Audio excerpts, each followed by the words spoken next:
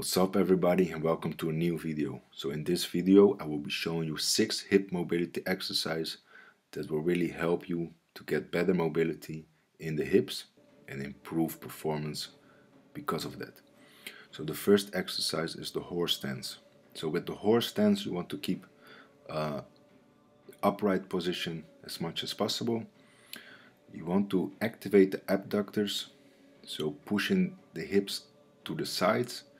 You want to try to shift the weight on your feet to the outside of your toes, so not on the inside of your toes. And you want to, as you squat down, you want to push the knees out. But focus more on pushing the hips out and not the knees out. Just because when we activate the hip, we will feel the stretch much better. So the second exercise is the Cossack Squats. Again, this is a really great mobility drill that will open up the hips, the ankles and the hamstrings also. So with this exercise you need to make sure you keep the feet flat onto the floor. You want to make sure that the assistant leg is fully locked out, so tension the quads. And you want to squat down deep as possible and let the knee travel forward as much as possible over the toes. Again, keep the abductors activated, so you push the hip out. So let the weight on your feet not go on the inside of your toes, but on the outside of your toes. So the third exercise is a great exercise to stretch out the hip flexor fully and at the same time stretch out the psoas.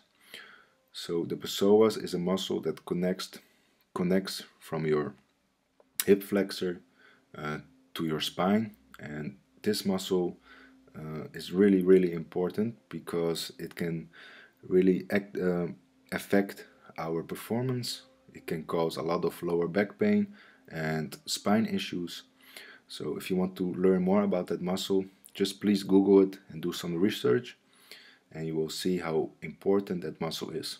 So with this exercise we fully stretch out that muscle. So first you need to make sure that the hips are rotated forward. Then you get in the hip flexor stretch. Then you try to arch the back as much as possible, so open up the belly and the chest. Raise up your arm overhead and then start slowly twisting the body to the other side. And this will really stretch out the psoas fully. You can really feel it on the side of your obliques maybe, or the inside of your belly. It's a more internal muscle, so you will feel it in the area of the obliques and the belly. So the fourth exercise is a frog stretch. So with this exercise you want to keep the hips rotated back. You want to place your weight on the inside of your knee. You want to place your knees as wide as possible and you want to keep your heels in line with your knees. And in this position you really stretch out the inside of your hips maximally. So make sure that your ankles are in line with your hips. Also, you can play around with small reps in the first beginnings of your stretch. Then as you hit the deepest range of motion, you can hold it there for max time. Also, you can actively push the knees into the floor for 10 seconds.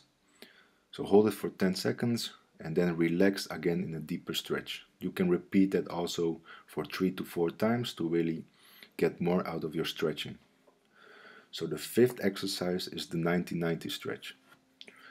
So with this exercise we focus on the inside of our hip and the outside of our hip. In this position you want to keep your knee in line with your hip and your knee in line with your ankle. So the hip and knee are in the 90 position and the knee and the ankle are in a 90-degree position.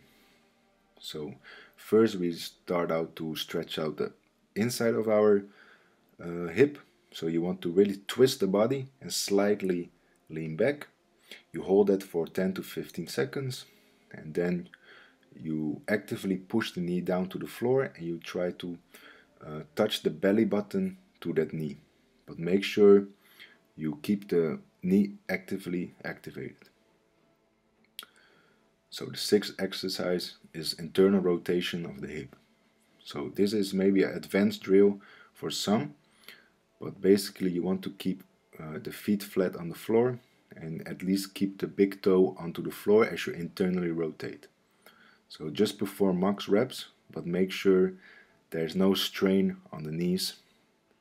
So if this exercise is too hard for you, you can try this exercise. So you sit in the squat position, then you place the hands behind you on the floor, and you have to try to keep the feet in the squat position. You can maybe go a little bit wider, but try to keep it in your natural squat position. And then start internally rotate the hip, so the knee to the floor. Just try to have some patience and be mindful about this.